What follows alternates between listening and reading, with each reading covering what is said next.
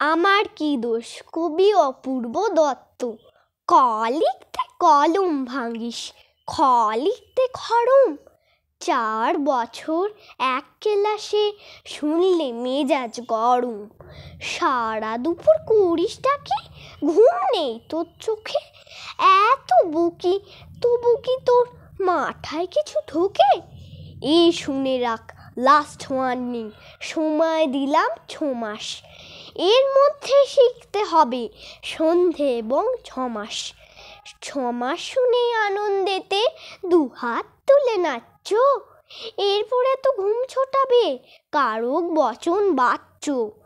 Bangla grammar মানেই হলো মাথার উপর খাড়া, মত্ত সত্য, লিঙ্গ পুরুষ, বিভক্তি বাগ ধারা। পুজোর ছুটি 2 মাস যেন নষ্ট না হয় হেলায়। ভুলিয়া জনে না দেখি ফের, মন দিয়েছিস খেলায়। ব্যাপারটা কি? ঠায় দাঁড়িয়ে দেখছিস কি শুনি? ছুটতে গিয়ে ব্যাকরণটা নিয়ে আয় তো এক্ষুনি। পাচ্ছিস না?